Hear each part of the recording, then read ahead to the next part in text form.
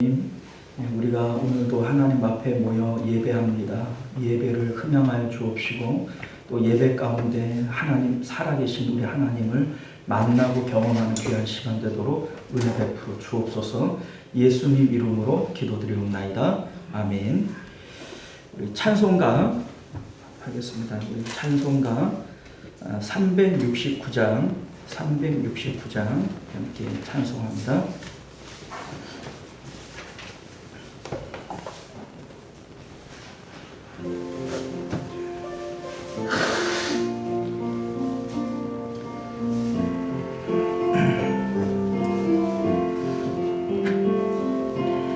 돼지 맡은 우리 구주 어찌 좋은 친구인지 걱정 근심 무거운지 우리 주께 맡기세. 주께 고함 없는 고로 복을 받지 못하네. 사람들이 어찌하여 아뢰 주를 모를까. 시험 걱정 모든 괴로움 없는 사람 누군가. 부질없이 낙심 말고 기도드려 아뢰세. 이런 진실하신 친구 찾아볼 수 있을까. 우리 약함하시오니 어찌 아니하릴까. 근심 걱정 무거운지 아니 진짜 누군가. 피난처는 우리 예수 주께 기도드리세. 세상 친구 멸시하고 나를 조롱하여도 예수 품에 안기어서 참된 위로 받겠네.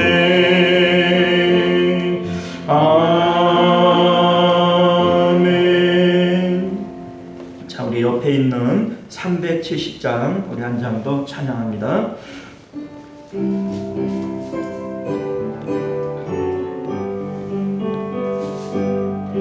주 안에 있는 나에게 딴 근심이 있으랴.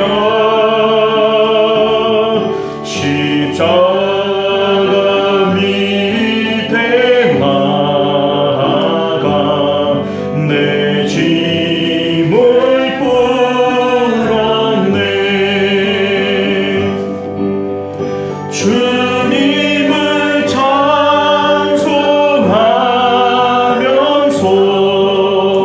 할렐루야 할렐루야.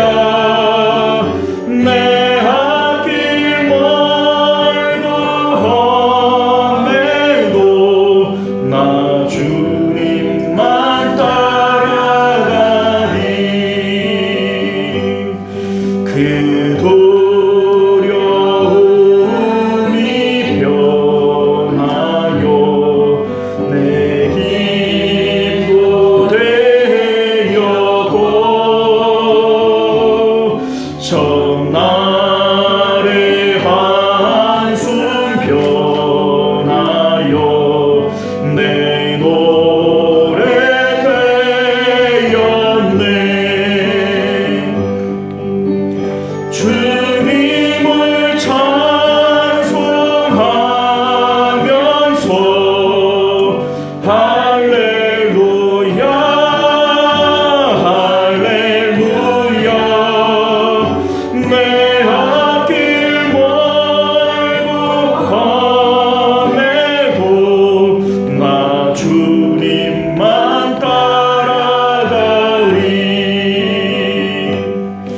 내 주는 자비하셔서 늘 함께 계시고 내 공피 파무하시고 늘 채워주시네.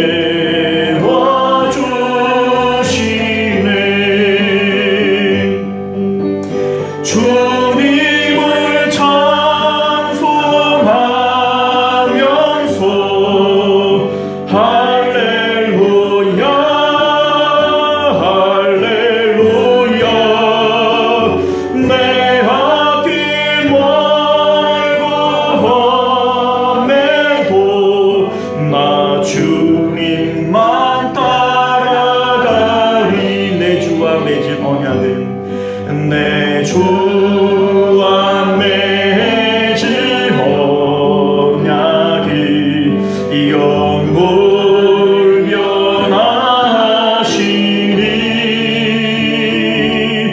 길 나아가기까지니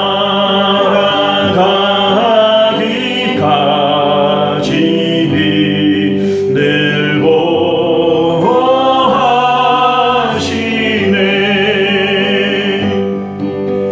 주님을 찬송하면서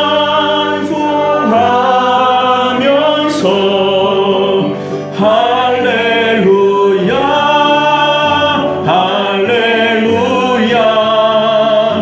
내 앞길 멀고 험해도 나 주님만 따라가. 주님을 찬송하면서 주님을 찬송하면서 할렐루야 할렐루야 내 앞길 멀고 험해도 나 주님만 따라가리. 할렐루야. 자, 이 시간 우리 함께 예배를 위해서 기도하겠습니다. 이 세상의 모든 근심과 걱정 우리 하나님 앞에 다 내려놓고 이 시간만큼은 하나님께 집중할 수 있는 시간 되게 하여 주옵소서. 여호와를 앙모하는 자들에게 하나님께서 새 힘을 주시겠노라 약속하셨사오니 오늘도 예배 가운데 하나님 바라볼 때 우리 가운데 새 힘을 허락하여 주시고 세상을 이길 힘이 우리 가운데 있게 하여 주옵소서. 우리 주여 한번 외치고 기도하도록 하겠습니다. 주여 은혜로우시고 자비로우신 우리 주 하나님, 우리가 오늘도 주 앞에 나와 예배할 때 살아계신 하나님의 은혜와 은총들을 맛보아 아는 귀한 시간 되어질 수 있도록 은혜 베풀어 주옵소서. 믿음으로 주님 앞에 나아갈 때 전심으로 하나님을 찾고 또 찾음으로 하나님을 만날 수 있는 은혜가 있게 하여 주시기를 원합니다. 나의 사랑, 나를 사랑하는 자들이 나의 사랑을 입는다 말씀하셨고, 아버지 여호와를 앙모하는 자들 가운데 하나님께서 새 힘을 주시겠노라 약속하여 주셨사오니 주님의 그 약속을 굳건하게 믿고 오늘도 우리 하나님을 붙들 수 있는 저희들 되게 하여 주옵소서. 우리 심령들 가운데 오직 하나님만이, 하나님의 아버지 은혜만이 아버지 넘쳐나는 시간이 되어질 수 있도록 주께서 역사하여 주시옵소서. 우리 하나님께서 오늘도 우리 가운데 역사하시고 함께 하시고 하나님의 놀라우신 은혜 가운데 저희들을 붙들어 주실 줄 믿사오며 거룩하신 우리 주 예수님 이름으로. 은혜로우신 우리 주 하나님, 예배 가운데 하나님의 은혜를 체험케 하여 주옵소서. 예배 가운데 하나님의 살아계심을 체험케 하여 주옵소서. 오늘도 새 힘을 주시고 능력 주시는 하나님을 경험케 하여 주옵소서. 우리 하나님께서는 자기를 찾는 자들에게 좋은 것 주시는 하나님이시라 이것을 믿으라 말씀하셨사오니 이 믿음 가운데 하나님께 나아갈 때 오늘도 우리에게 선하고 좋은 일들을 일으키시는 하나님의 능력을 체험하는 저희들 되도록 예배 가운데 역사하여 주시옵소서. 거룩하신 우리 주 예수님 이름으로 간절히 기도드리옵나이다. 아멘. 자, 우리 하나님 말씀 우리 함께 나누도록 하겠습니다. 주보의 예고가 되어진 대로 이사야 48장 17절에서 22절까지 말씀 우리 함께 교독하도록 하겠습니다.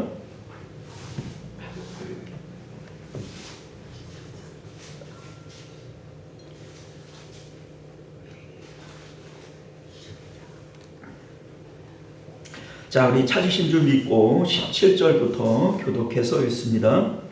너희의 구속자시여 이스라엘의 거룩하신 이이신 여호와께서 이르시되 나는 내게 유익하도록 가르치고 너를 마땅히 행할 길로 인도하는 내 하나님 여호와로라.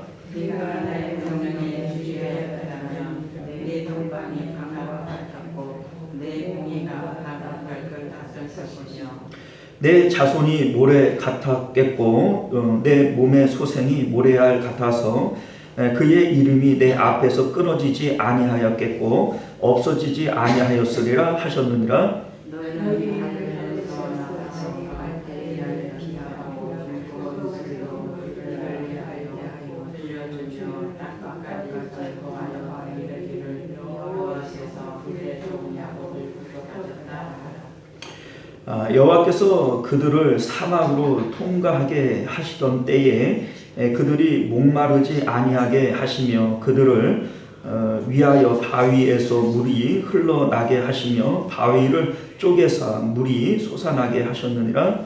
여호와께서 말하는 때에 평강이 하셨다. 아멘. 자, 우리 함께 기도하겠습니다.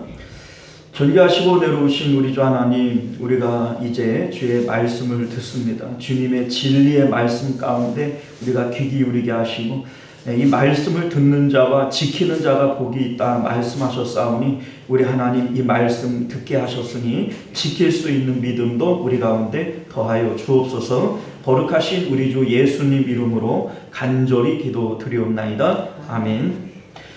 자, 오늘 우리는 함께 읽은 본문의 말씀을 중심으로 하나님의 인도를 받는 삶의 기쁨이라고 하는 제목으로 하나님 말씀 함께 나누도록 하겠습니다. 하나님의 인도를 받는 삶의 기쁨. 자, 우리는 지난 시간에 48장 앞부분을 가지고 임마누엘을 위한 하나님의 열심이라고 하는 제목으로 하나님 말씀 함께 나누었습니다. 임마누엘이라고 하는 이제 뜻은 전능하신 하나님이 우리와 함께 계신다라고 하는 뜻입니다. 전능하신 하나님이 우리와 함께 계신다. 우리 이제 이사야서의 총 주제가 사실은 임마누엘이에요. 아니, 성경 전체의 주제가 임마누엘입니다. 우리 하나님께서 천지를 창조하신 이유가 뭐냐? 임마누엘을 위해서 하신 거예요. 이스라엘 백성들을 구속하신 이유도 뭐냐? 임마누엘을 위해서 하신 겁니다. 나는 그들의 하나님이 되어지고 그들은 내 백성이 되게 하기 위한 것이다. 내가 그들과 함께 있어. 이렇게 얘기를 하죠. 이게 임마누엘입니다. 하나님이 창조하신 것도 우리를 구원하신 것도 예수님이 이 땅에 오신 것도 보라 처녀가 잉태하여 아들을 낳으리니 그 이름을 임마누엘이라 하라 이렇게 얘기를 하지 않습니까? 예수님이 이 땅에 오신 것도 임마누엘이고 예수님이 재림하시는 것도 임마누엘을 위해서 하시는 거예요. 이제 내가 너희를 나 있는 곳에 영접하여 영원히 나와 함께 있게 하겠다. 이게 재림의 목적 아닙니까? 자, 그렇게 우리가 생각을 해본다면 임마누엘은 성경 전체의 주제이다. 이걸 우리가 알게 되어지는 겁니다. 사실 우리 하나님께서 창세 때로부터 우리 이제 예수님이 재림하시고 우리를 구속하시는 그날까지 하나님께서는 쉬지 않으시는 거예요. 우리 예수님께서 이런 말씀을 하시잖아요. 아버지께서 이제까지 일하시니 나도 일한다. 우리 하나님께서 쉬지 않으신다는 거예요. 무엇을 위해서요? 임마누엘을 위해서. 자, 우리 이제 천지 창조의 내용을 보게 되면 하나님께서 며칠 동안 세상을 창조하시죠? 예? 아니, 몰라요? 큰일 났네. 6일 동안 창조하시잖아요. 6일 창조인데. 그게 왜 생각이 갑자기 안 나요? 그럴 수 있어요. 가끔 내 이름도 잊어먹는데. 그죠? 자, 그런데 왜 우리 하나님께서 누가 뭐 하나님은 감독자가 없잖아요. 뭐 한 며칠 일하고 하루 쉬고 뭐 이틀 일하고 하루 쉬고 이래도 되잖아요. 그런데 왜 하나님은 쉬지 않고 일하실까요? 우리 하나님은 일 중독이라 그럴까요? 그게 아니에요. 우리 하나님께서 계획하고 계시는 사람을 창조하시고 사람과 함께 있고 싶으신 이 사랑의 마음이 조금도 쉬지 못하게 하시는 겁니다. 그래서 사람을 창조하고 난 이후에는 하나님께서 쉬시죠. 그리고 이 쉬시는 날은 그냥 힘들어서 쉬는 게 아니에요. 이 날을 복되게 하셔서 사람으로 하여금 하나님과 함께 있게 하는 날, 이게 안식일입니다. 우리 여러 번 말씀을 드렸지 않습니까? 자, 그러니까 하나님께서 무엇을 위해서 그렇게 바쁘게 일하시는가? 사람 얼른 만들어서 안식일에 사람과 함께 임마누엘 하시려고 그렇게 열심히 일하셨구나. 이것도 우리가 성경을 통해서 생각해 볼 수가 있는 것이죠. 자, 그런데 선민들의 상태가 어떻게 되었냐면 겉으로는 하나님과 함께 있는 것처럼 보여지고 하나님을 잘 섬기는 것처럼 보여지지만 실질적으로 마음은 그들로 하나님으로부터 멀어져 있는 선민의 상태에 대해서 말씀하고 있는 것이 48장 앞부분이었단 말이죠. 자, 우리 이제 이사야서에 이런 말씀이 나와요. 이 백성이 입술로는 나를 공경하지만 마음은 내게서 멀도다. 이렇게 성경은 말씀합니다. 우리 하나님께서 우리에게 원하시는 것은 몸을 원해요? 마음을 원해요? 실질적으로 이제 몸과 마음을 다 원하지만 마음이 없는 몸은 하나님이 원하는 게 아닙니다. 우리가 이 자리에 나와 앉아 있지만 마음이 하나님께 나와 있지 않으면 하나님께서는 이 예배를 거절하신다 이거죠. 이사야서에 계속해서 반복되어지고 있는 내용이 바로 그거 아닙니까? 너희는 내 마당만 밟을 뿐이다. 누가 그 헛된 예물을 가지고 오라 그랬냐? 너희가 드리는 그 제사는 나를 피곤하게 하는 것이다. 우리 하나님께서 그렇게 말씀하세요. 그러면서 또 후반부에 가가지고는 왜 너희들 나한테 예배 안 드리냐? 이런 얘기를 해. 아니, 예배 드렸잖아요.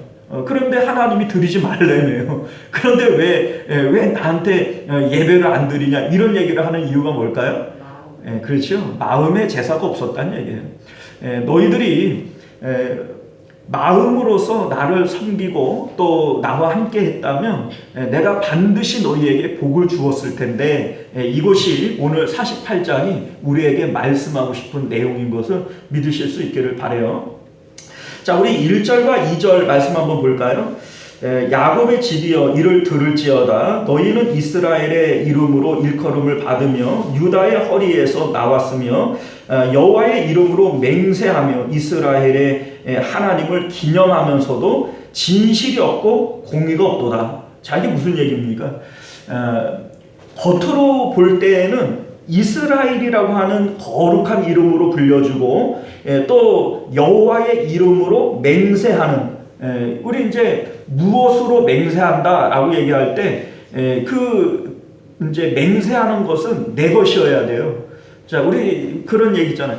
내가 이거 아니면 손에 장을 지죠. 자, 이 내 손이에요, 네 손이에요? 내 손이어야 돼. 내가 이거 틀리면 네 손에다가 장을 지죠. 이러면 돼야 안 돼요. 그런데 여호와의 이름으로 맹세한다라고 얘기를 했을 때 여호와는 그럼 누구 거라는 거예요? 그렇죠?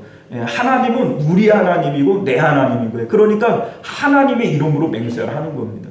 자, 그런데 겉으로는 우리는 하나님 거야, 하나님은 내 거야, 우리는 이스라엘 백성이야 라고 말을 하지만 그 마음에는 진실이 없고 공의가 없다. 자, 그러니까 하나님을 마음으로 섬기는 거예요? 겉으로만 섬기는 거예요? 겉으로만 섬긴다는 거예요. 실질적으로는 진실이 없고 공의가 없다. 이렇게 얘기를 합니다.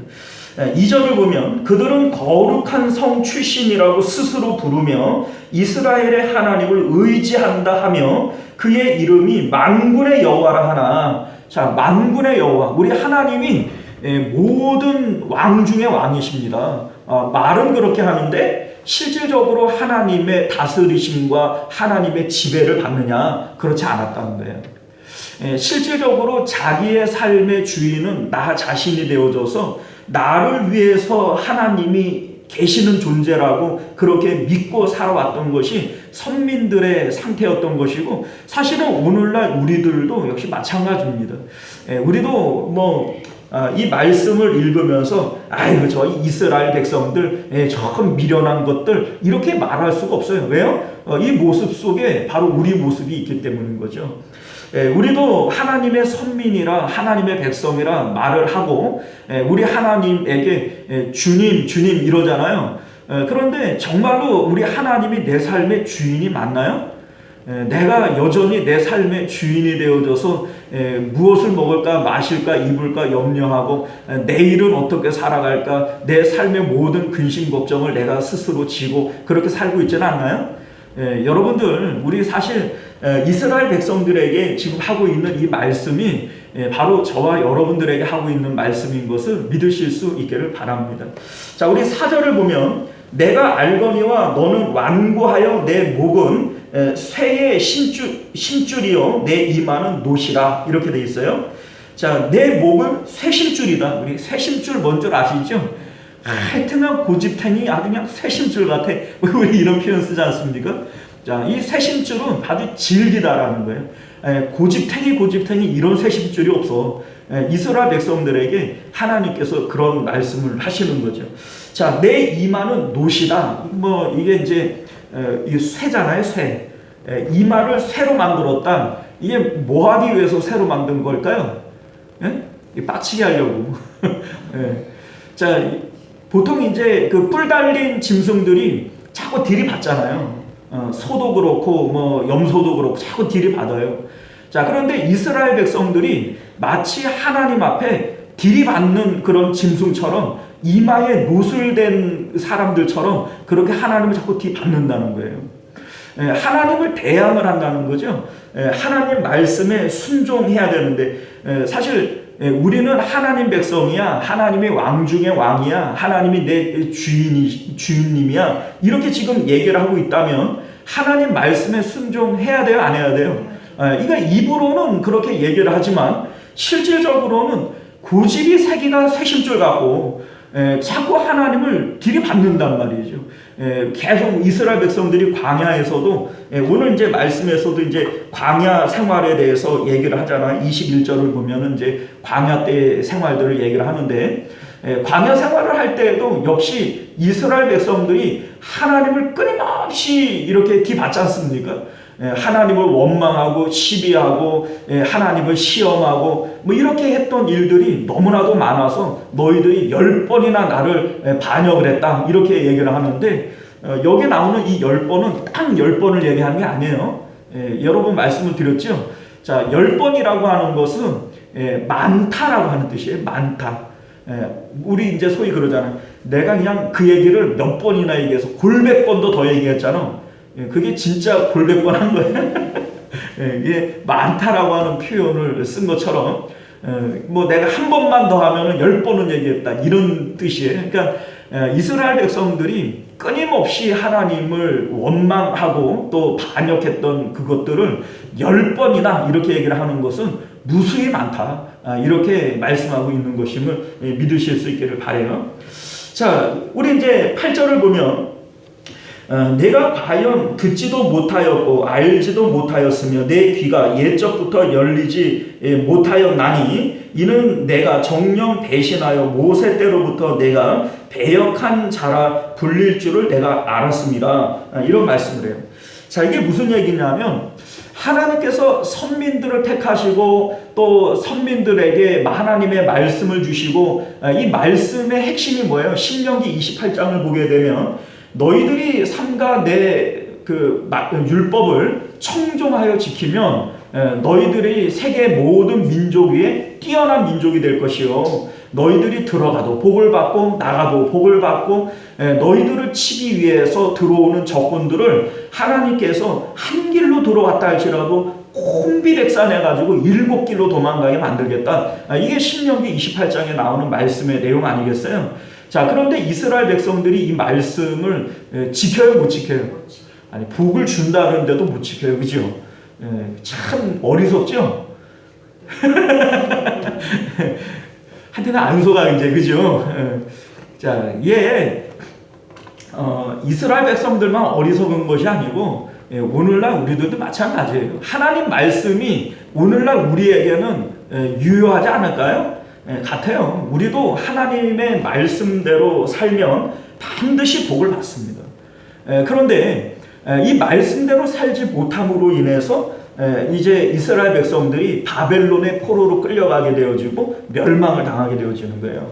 자, 근데 이 내용에 대해서 우리 하나님께서 하시는 말씀이 뭐냐면 내가 정령 배신하여 모세 때로부터 내가 배역한 자라 불릴 줄을 내가 알았습니다. 내가 그럴 줄 알았다. 그럴 줄 알았다. 자, 여러분들 사실 우리 사람들에게는요 원죄적 속성이 있어요. 자, 이 원죄적 속성이라고 하는 것이 뭐냐면 사람은 끊임없이 자기 삶에 자기가 주인이 되려고 해요. 자기가 주체자가 되려고 해요.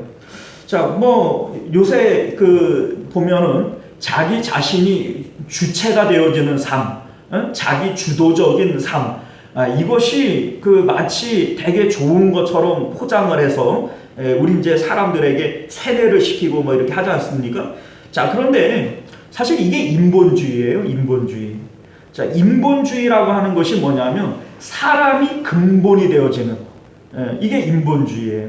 그런데 하나님께서 사람을 창조하실 때 사람이 근본이라 그랬을까요? 하나님이 근본이라 그랬을까요? 그렇죠. 하나님이 근본입니다. 이것을 우리는 신본주의라고 얘기를 합니다.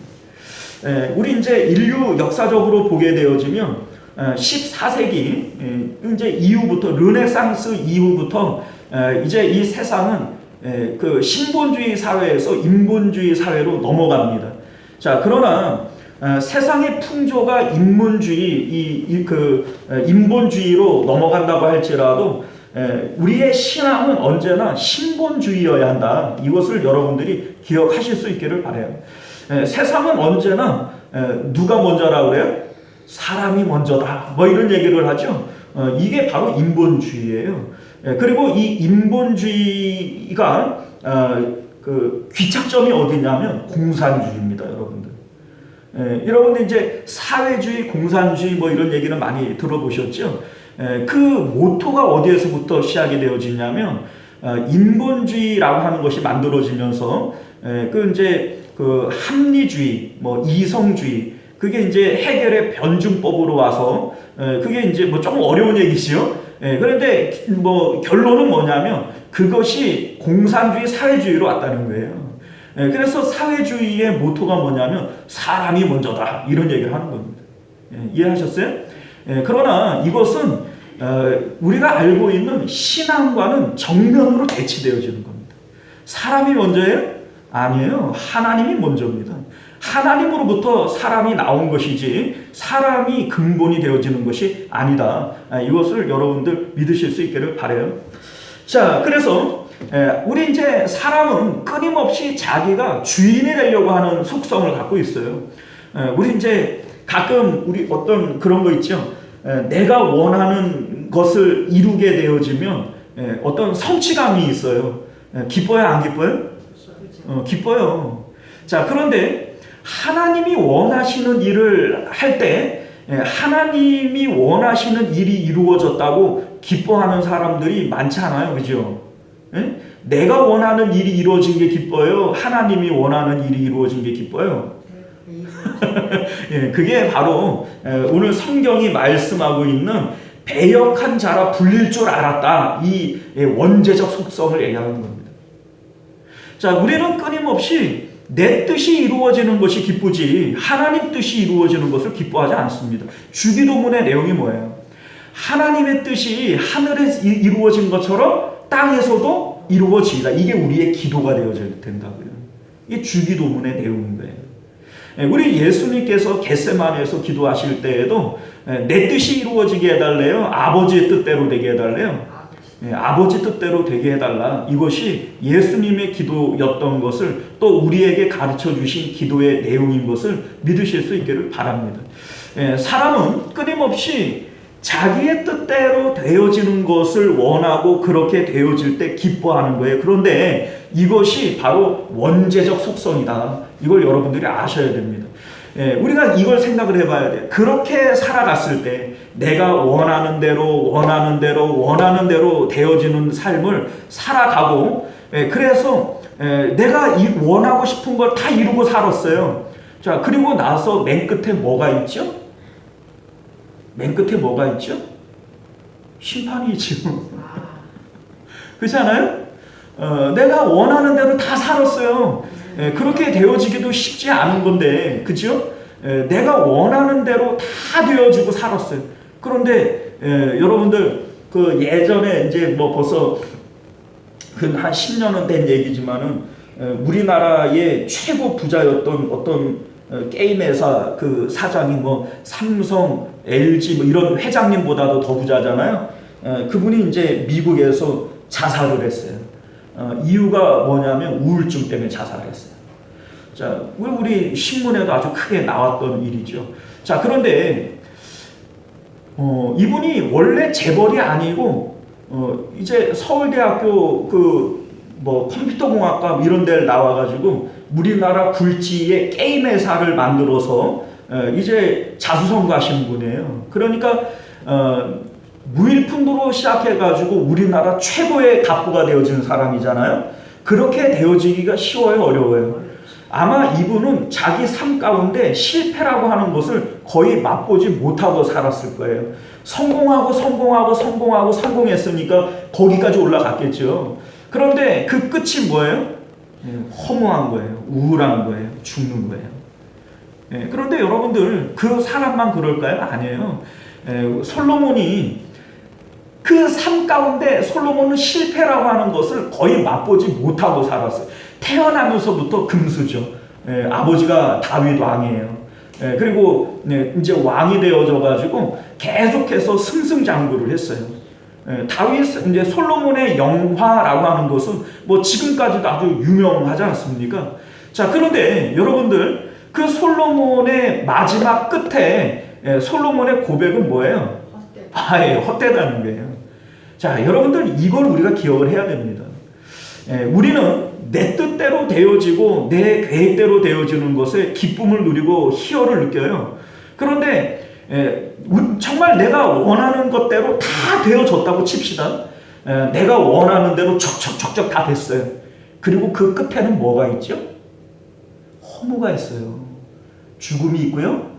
그리고 심판이 있습니다. 이걸 우리가 분명히 알아야 된다는 거예요.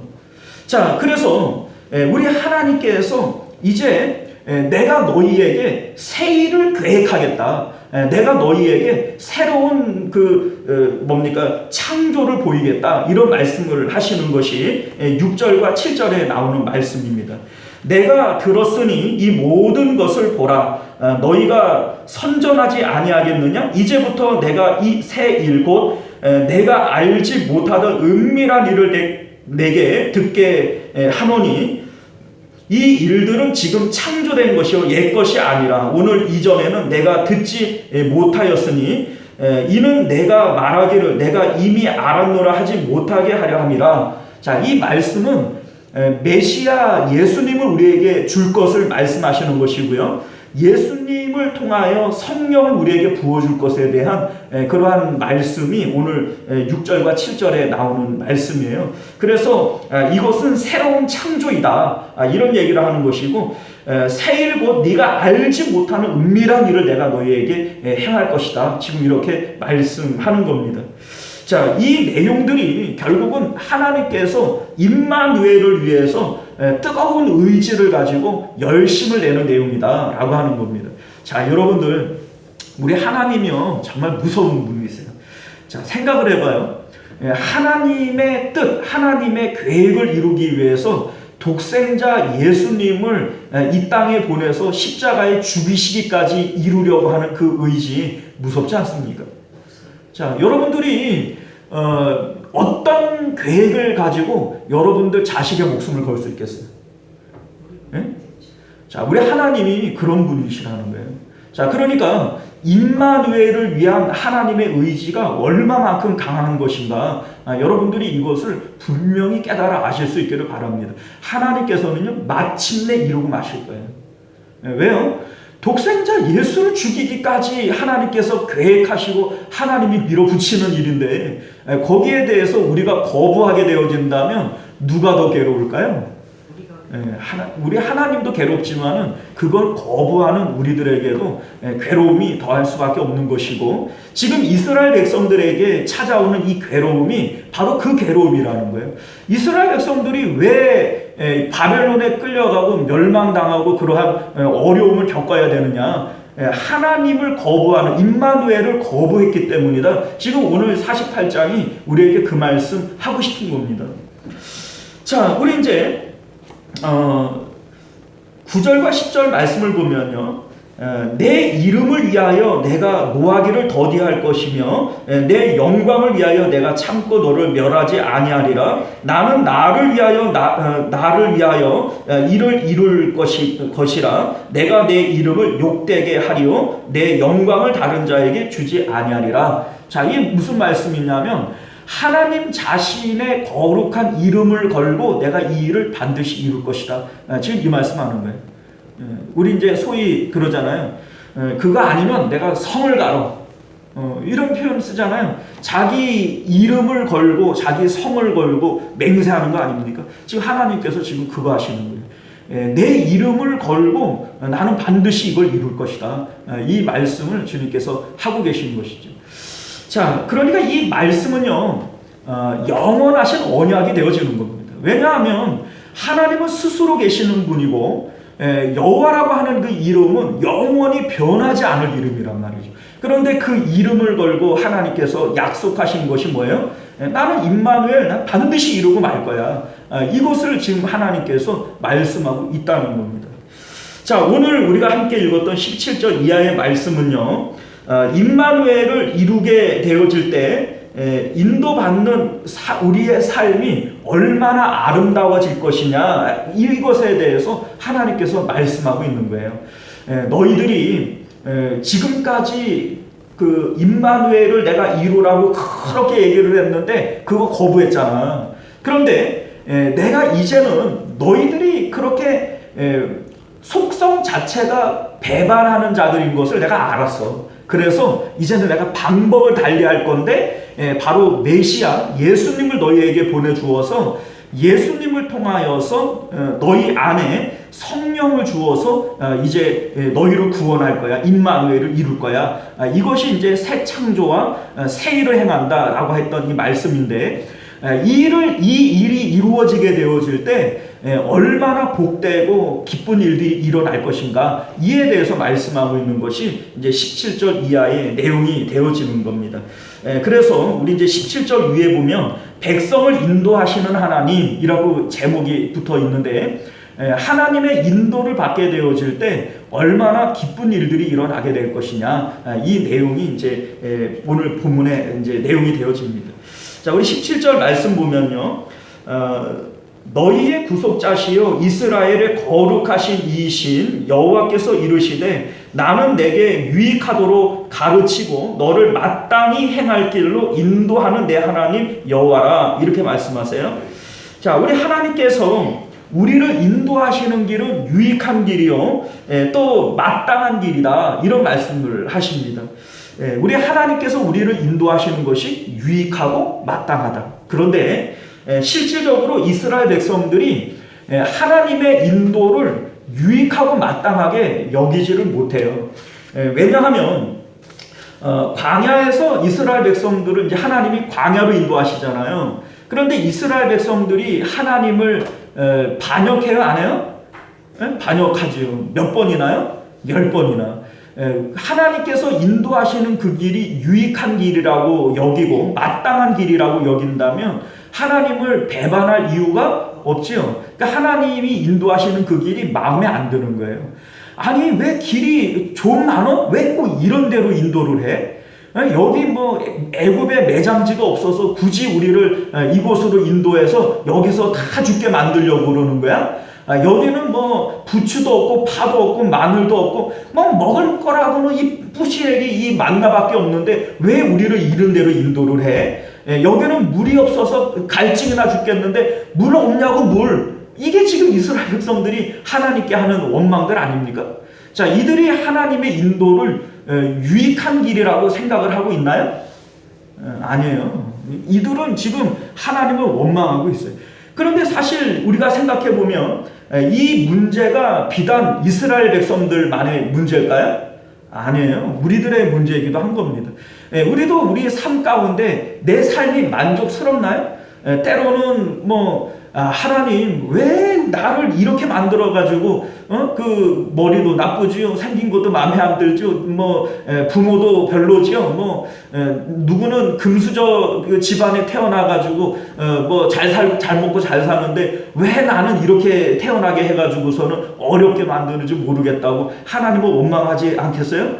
자, 지금 이스라엘 백성들을 광야로 인도하시는 것이나 하나님이 내 삶을 인도하시는 것이나 이 길은 같은 길이에요. 하나님의 인도를 받는 길이에요.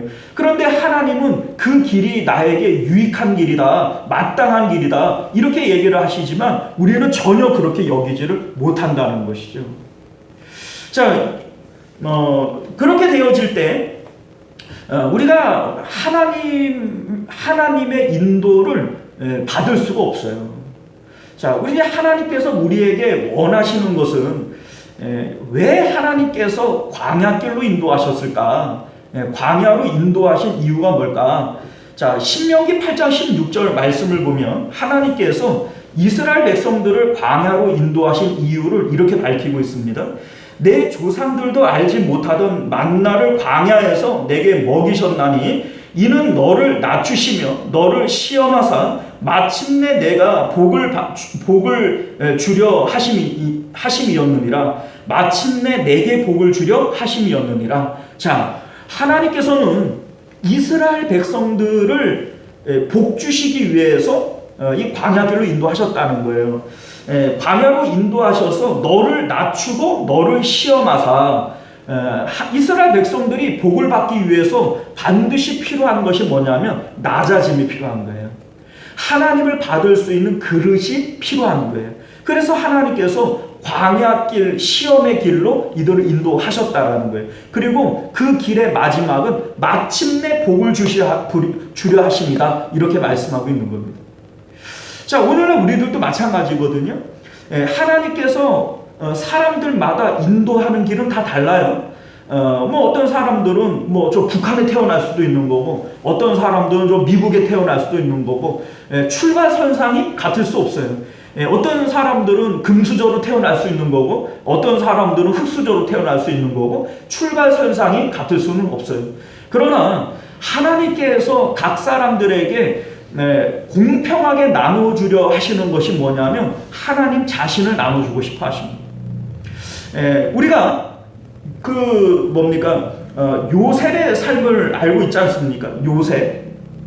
자, 요셉은요, 형들에게 억울하게 팔려가지고 노예로 끌려가요. 그 노예 생활을 하다가 또 누명을 쓰고 감옥으로 들어가요. 자, 정말 인생 기구하지요? 진짜 팔자 너무 세지 않아요? 우리가 생각을 해보면, 우리보다는 그러니까 요셉보다는 그래도 우리가 낫지 않아요? 그렇죠? 여러분들은 노예로는 안 팔려갔잖아요. 억울하게 누명 쓰고 감옥에 갇혀보지는 않았잖아요. 자, 그런데 요셉의 삶이 우리가 볼 때는 광야의 인생길 같고 하나님으로부터 버려지는 길 같고, 우리가 이제 만약에 요셉과 같은 삶이었다면 하나님을 원망할 것 같지 않습니까? 하나님, 왜 내 팔자는 이렇게 세가지고 이런 고생을 해야 됩니까? 이런 우리가 원망이 있을 것 같지 않습니까? 그런데 우리 하나님께서 그러한 광야 인생길로 요셉을 인도하시는 이유가 뭐라고요? 그를 낮추시고 또 그에게 복받을 만한 그릇을 만들기 위한 거라고요. 자, 오늘날 우리들도 마찬가지예요. 의인은 고난이 많으나 우리 하나님께서 의인들에게 고난들을 주신다고요. 우리 이제 옛날 우리 옛 성현들도 그런 얘기를 해요. 하늘이 사람을 쓰시려고 할 것 같으면 시련을 통하여 그의 그릇을 먼저 만든다, 이런 얘기를 합니다. 이게 뭡니까 삼국사기 뭐 이런 데 나오는 얘기예요. 그러니까 옛날에 이제 어른들도 그런 얘기를 했던 거죠. 언제나 큰 인물을 이제 하나님께 이제 하늘이 큰 인물을 쓰기 위해서는 먼저 그를 시험해서 그릇을 넓히는 거다, 이제 이런 얘기를 했다는 겁니다. 그런데 묘하게도 이제 그 말이 성경적인 것 같아요. 그게 이제 성경적인 게 아니라 성경의 내용과 아주 흡사한 거죠. 하나님께서 요셉을 쓰기 전에 그에게 고난을 주셨고, 또 모세를 쓰기 전에 그에게 고난을 주셨고, 다윗을 쓰기 전에도 그에게 고난을 주십니다. 다니엘도 쓰시기 전에는 고난을 주시고요. 또 아브라함도 하나님께서 끊임없는 고난 가운데 그를 두시는 것을 보게 됩니다. 자, 여러분들, 하나님께서 언제나 그들에게 고난 가운데 역사하셨지, 배부르고 등 따시고 편안하게 살다가 하나님께 간 인물이 성경에 과연 있나요? 저는 못 본 것 같아요. 자, 우리가 하나님께서 왜 이렇게 하시는가? 자, 우리를 마땅히 가야 할 길로 인도하기 위한 것이다, 지금 이 말씀을 하는 겁니다. 그게 왜 유익된 길이냐? 자, 우리는 육체를 따라 판단하며 살아가요. 끊임없이 우리가 하나님을 원망하고 또 불평하는 이유가 영 때문에 그래요? 육 때문에 그래요? 자, 생각을 해보면 나는 영 때문에 하나님 앞에 원망해봤다, 손 들어보세요. 그럴 리가 없지요. 우리가 끊임없이 하나님을 원망하고 불평하는 것은 언제나 육 때문이지 영 때문이 아닙니다. 우리는 언제나 육을 따라 판단하지만 하나님께서 우리를 바른 길로 인도하고, 우리 이제 17절에 보면은 마땅히 행할 길로 인도하신다, 이렇게 얘기를 하잖아요. 마땅히 행할 길이라고 하는 것은 바른 길을 얘기하는 겁니다. 자, 이 길은 육체를 따라 걷는 길일까요? 영을 따라 걷는 길일까요? 영을 따라 걷는 길이에요. 살리는 것은 영이니 육은 무익하니라, 성경은 우리에게 그렇게 말씀하고 있고, 우리 하나님께서는 우리가 육적으로 살아가다가 육으로 멸망당하기를 원치 않습니다. 육으로 사는 자는 반드시 죽을 것이로되 성령을 따라 사는 자는 살리라, 성경은 우리에게 그렇게 말씀하고 있음을 믿으실 수 있기를 바랍니다. 자, 그래서 우리 하나님께서는 마땅히 행할 길로 우리를 인도하시기 때문에 때로는 그 광야길이 유익한 길이 되어줄 수 있다, 이것을 여러분들 믿으실 수 있기를 바라요. 하나님께서 우리를 인도하시는 길은요, 요셉을 끊임없이 하나님께서 고난 가운데 인도하셨지만 그 길이 망하는 길이 아니었습니다. 오히려 형통하는 길이었고 복된 길이었다라고 하는 것을 여러분들 믿으실 수 있기를 바라요. 하나님께서 이런 일들을 통하여 마침내 내게 복을 주려 하심이라 라고 말씀하시는데, 하나님께서 주시고자 하는 복은 하나님 자신이에요. 하나님을 얻게 되어질 때 우리는 하나님과 더불어 모든 것을 얻게 되어지는 겁니다. 예전에 그 탈무드에 보게 되어지면 이런 일화가 하나 있어요. 멀리 객지에 나가 있는 아들이 있습니다. 이제 지금 같으면은 전화도 있고 이제 핸드폰도 있고 막 그러니까 연락하기가 쉽지만, 옛날에 그 유학을 가기 위해서 먼 이웃 나라로 가게 되어지면 언제 돌아올지도 모르고 또 어떤 일이 있어도 소식을 전하기가 쉽지 않아요. 전하려고 그러면 종을 보내야 되는데, 개나리 볼짐지고 터덜터덜 가봐야 그 아들에게 이제 소식을 전해서 오게 되어지면 한 달도 좋고 1년도 좋고 그런 거 아니겠어요? 자, 그런데 아들이 유일한 이제 독자 아들이 유학을 가 있는 동안에 아버지가 병이 들어서 죽게 되어진 거예요. 이 아버지가 상당히 부자란 말이에요. 자, 그런데 이 아버지가 이제 생각을 할 때 어떻게 해야 이 아들에게 자기 유산을 잘 전달을 할 수 있을까, 이런 생각을 하다가 자기 이제 믿을 만한 종 하나를 불러다가 자기의 모든 유산을 그 종에게 다 물려줘 버린 거예요. 그리고 나서 그 이제 종에게 우리 아들에게는 아들이 원하는 대로 딱 한 가지만 무엇이 됐든지 그 한 가지만 들어줘라. 이렇게 얘기를 해준 거예요. 그리고 아버님이 죽어버렸어요. 자, 그러니까 이 종이 좋아요, 안 좋아요? 아주 깨춤을 추면서 그 아들한테 얼른 가가지고 이제 알려준 거예요. 그러니까 아들이 왔어요. 이거 와가지고 아버지의 유언장을 보니까는 모든 유산을 그 종 하나에게 물려주고 그 이제 아들에게는 무엇이든지 아버지의 재산 중에서 딱 한 가지만 가질 수 있다. 이렇게 얘기를 한 거예요. 그러니까 이 아들이 근심에 빠졌어요. 아버지가 도대체 나한테 왜 이렇게 하는가? 아버지가 나한테 뭐 서운해서 그런가? 이런 생각을 갖게 되어지는 거죠. 그래서 이제 너무 고민이 되어져서 이제 그 아버지 장례를 치르고 난 다음에 이제 아주 유명한 랍비 이제 선생님을 찾아간 거예요. 찾아가가지고 자기 고민을 꺼내 놓습니다. 그랬더니 이 그 랍비가 하는 얘기가 아니 당신 아버지가 아주 그냥 현명하게 처신을 잘했구만은 뭘 그렇게 고민을 하냐고. 그게 무슨 소리냐고. 이제 아버지가 나한테 뭔가 서운해가지고 모든 재산을 종에게 물려주고 나는 아무 이제 딱 하나밖에는 못 갖게 했는데 뭐가 현명하냐고. 자, 봐봐요. 당시에 이 종은 재산에 들어갑니다. 재산. 맞아요. 그죠? 자, 그러니까 아버지는 이 모든 재산을 이 종에게 물려준 이유가 뭐냐면 만약에 그렇게 하지 않았다면은 아버지가 돌아가신 틈에 종들이 아버지 재산들을 다 훔쳐가지고 다 도망가지 않았겠어요? 그런데 이 한 종에게 이거를 물려줌으로써 이 종이 책임지고 자기 아버지 재산을 지키는 거예요. 그리고 이제 아들이 왔을 때에 딱 재산 하나만 선택할 수 있잖아요. 뭐 선택하면 돼? 그 모습만 선택하면 돼. 그러면은 그 모든 재산이 누구 거대요? 아들 거대요. 자, 여러분들 이게 묘하게 하나님과 우리와의 관계에서 적용이 되어져요. 우리는요 하나님 한 분만 가지면 이 세상에 있는 모든 것을 가지는 것과 같아요. 왜요? 이 세상 모든 게 누구 거예요? 하나님 거잖아요. 만중의 왕이시잖아요.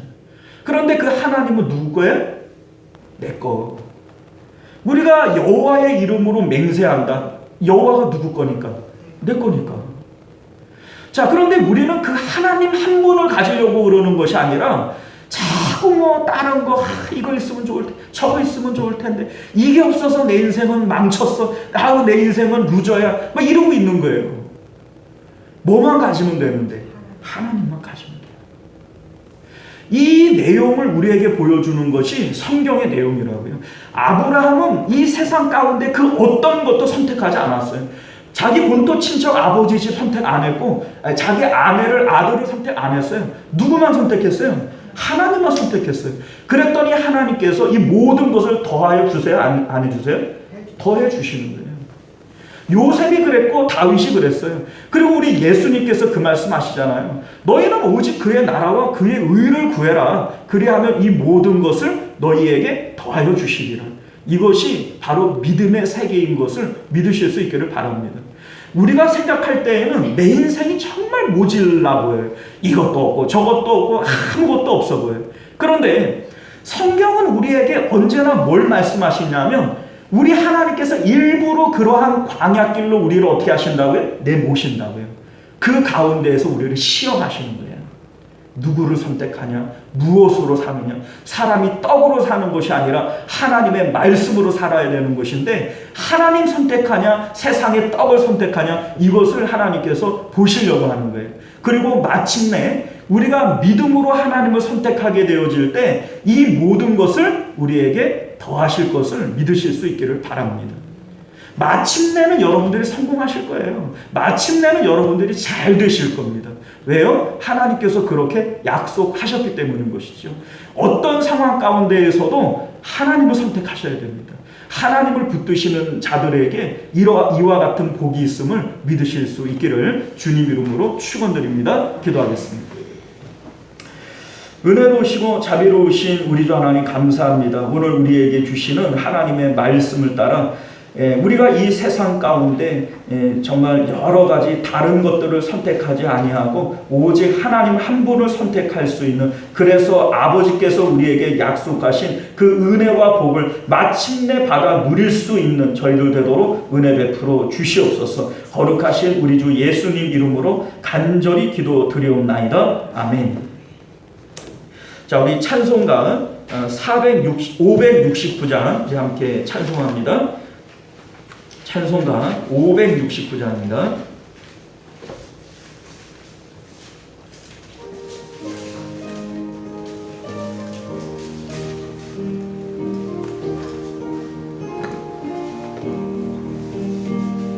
선한 목자 되신 우리 주 항상 인도하시고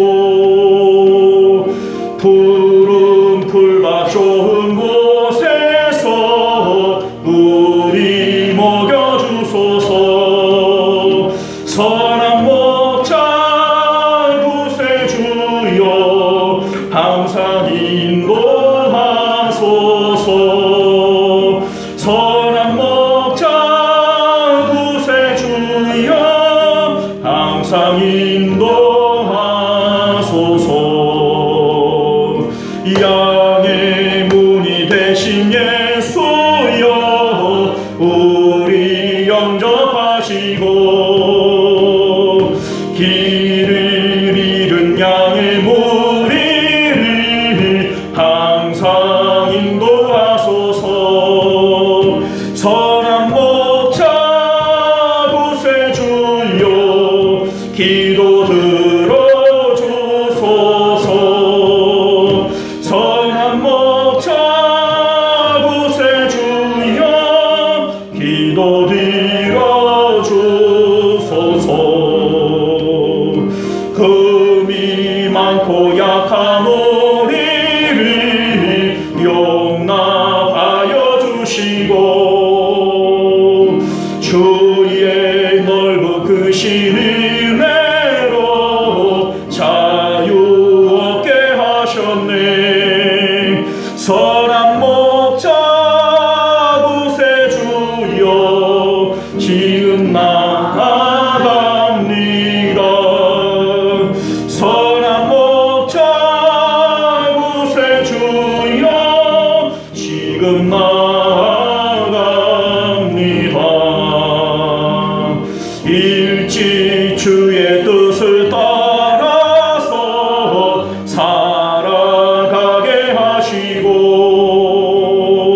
주의 크신 사랑 베푸사 따라가게 하소서.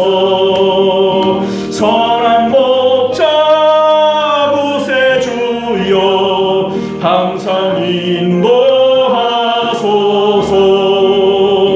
선한 목자 구세주여 항상 인도하소서.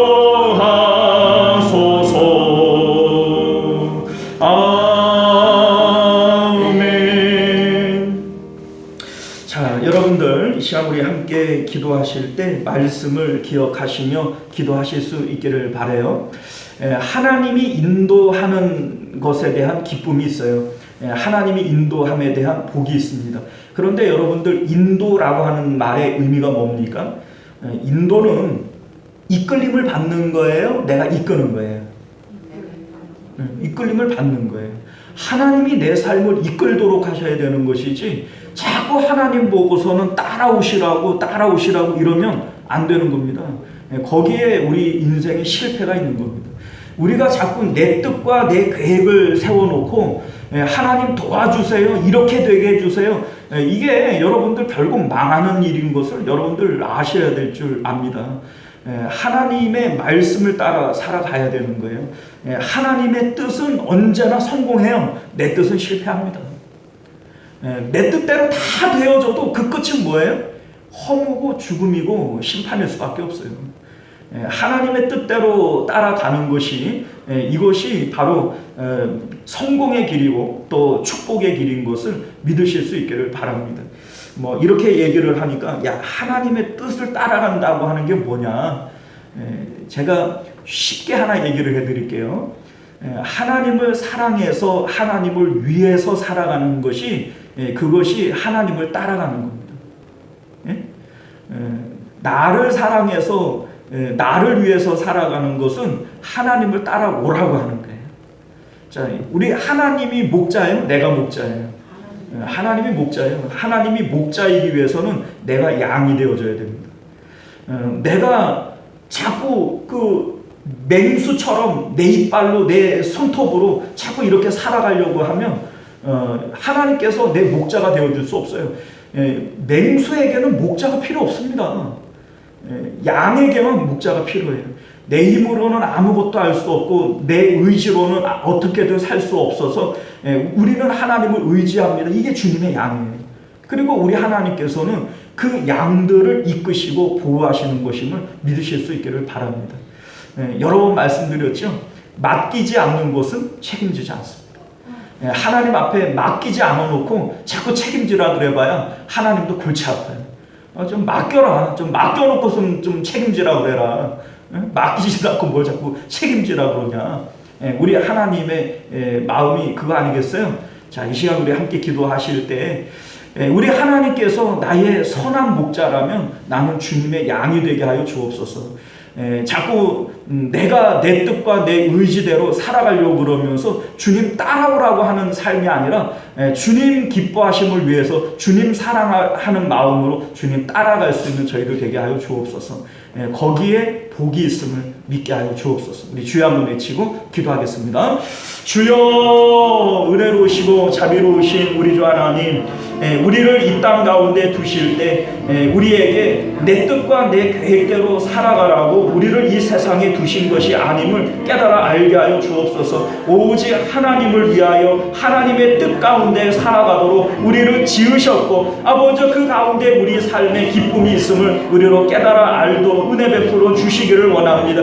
하나님이 나의 목자가 되어지시기 위해서는 내가 주님의 양이 되어져야 하고 이제는 내 손톱과 발톱 내 의지와 힘으로 살아가는 존재가 아니라 오직 주님의 기쁨을 위해서 살아가는 아버지 주님의 양떼들이 되어질 수 있도록 은혜 베풀어 주옵소서. 여호와는 나의 목자시니 내게 부족함이 없으리로다. 그가 나를 푸른 초장과 실만한 물가로 인도하시는도다. 하나님이여, 다윗은 하나님께 자기 삶을 맡기고 아버지 주님 안에 살아가게 되어질 때 목자 되신 하나님을 고백했던 것을 우리는 봅니다. 우리 하나님, 우리도 다윗과 같이 아버지 그 하나님을 따라가는 주님의 양떼들이 되게 하시고 좋으신 하나님 주님의 은혜와 복들을 받아 누리도록 은혜 베풀어 주시옵소서.